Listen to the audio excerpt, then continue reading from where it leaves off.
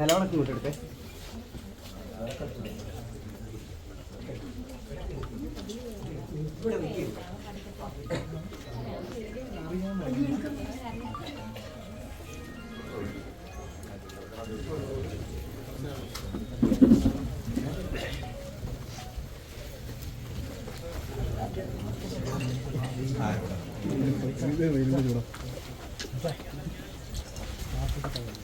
ഒന്ന് വായിക്കുന്നു.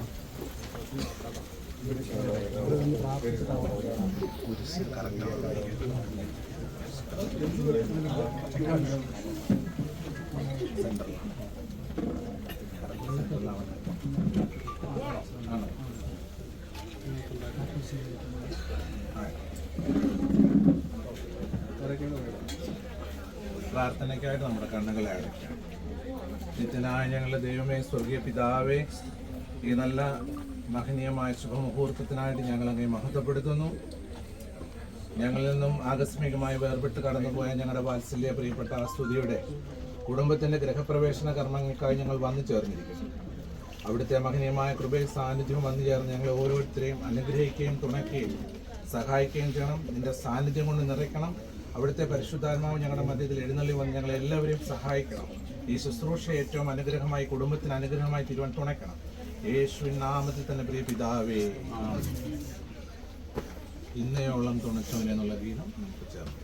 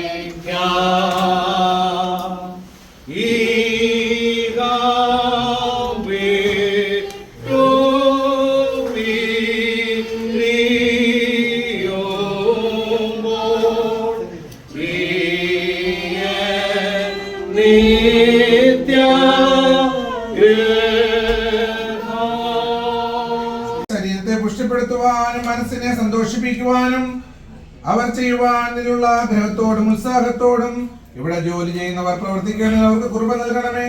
എല്ലാവിധമായ പാടുകളും അവരെ അധ്വാനത്തിൽ നിന്ന് അവരെ സംരക്ഷിക്കണമേ. കർത്താവേ, അങ്ങേക്ക് സ്തുതി സ്തോത്രങ്ങൾ കരയേറ്റുന്നു. പിതാവിന്റെയും പുത്രന്റെയും ജീവനുള്ള പരിശുദ്ധ റുഹായുടെ നാമത്തിൽ ഈ ഭക്ഷണമുറിയും ഈ അടുക്കള മുറിയും ആശീർവദിക്കപ്പെടുന്നു.